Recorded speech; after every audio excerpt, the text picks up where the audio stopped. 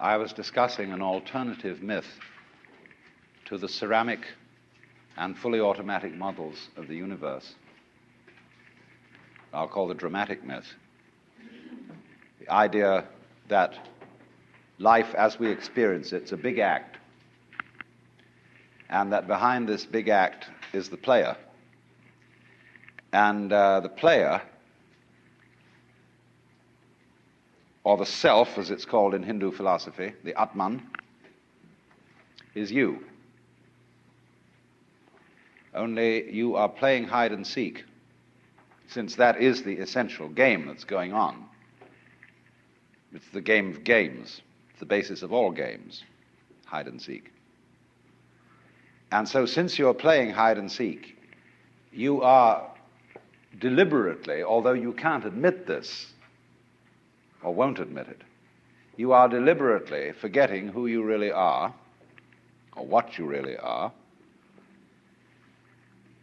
and the knowledge that your essential self is the foundation of the universe, the ground of being, as Tillich calls it, is something you have as what the Germans call a Hintergedanke.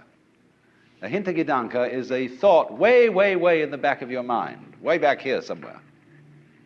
Something that you know deep down, but can't admit.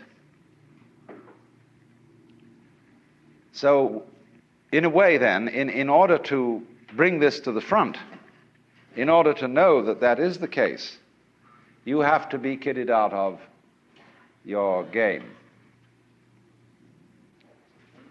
You see, the problem is this. We identify in our experience a differentiation between what we do and what happens to us. We have a certain number of actions that we define as voluntary, and we feel in control of those. And then over against that, there is all those things that are involuntary. But the dividing line between these two is very arbitrary. Because, for example, when you move your hand, you feel that you decide whether to open it or to close it. But then ask yourself, how do you decide? When you decide to open your hand, do you first decide to decide? You don't, do you? You just decide, and how do you do that? And if you don't know how you do it, is it voluntary or involuntary? Let's consider breathing. You can feel that you breathe deliberately. You can control your breath. But when you don't think about it, it goes on. Is it voluntary or involuntary? And so we come to have a very arbitrary definition of self. That much of my activity which I feel I do. And that then doesn't include breathing most of the time. It doesn't include the heartbeats. It doesn't include the activity of the glands. It doesn't include digestion. It doesn't include how you shape your bones, circulate your blood. Do you or do you not do these things? Now, if you get with yourself and you find out that you are all of yourself, a very strange thing happens. You find that your body knows that you are one with the universe. In other words, that the so-called involuntary circulation of your blood is one continuous process with the stars shining. If you find out that it's you who circulates your blood, you will at the same moment find out that you are shining the sun. Because your physical organism is one continuous process with everything else that's going on. Just as the waves are continuous with the ocean, your body is continuous with the total energy system of the cosmos. And it's all you. Only you're playing the game that you're only this bit of it. But as I tried to explain, there are in physical reality no such things as separate events.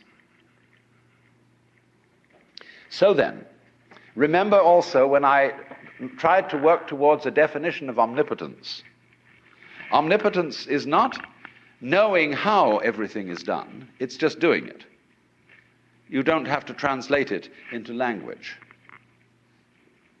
Look, supposing when you got up in the morning, you had to switch your brain on.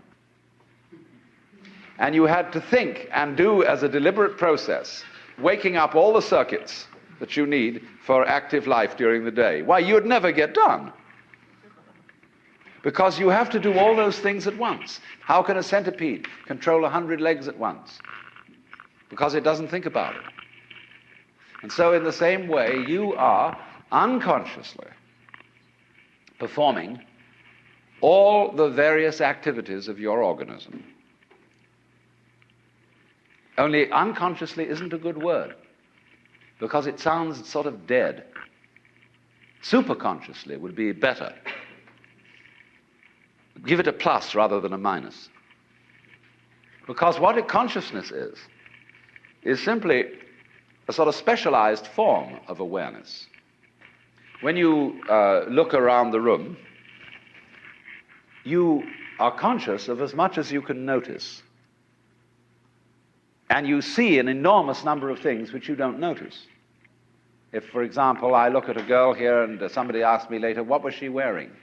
I may not know, although I've seen, because I didn't attend. But I was aware, you see. And perhaps if I could, under hypnosis, be asked this question, where I would get my conscious attention out of the way through being in the hypnotic state, I could recall what dress she was wearing.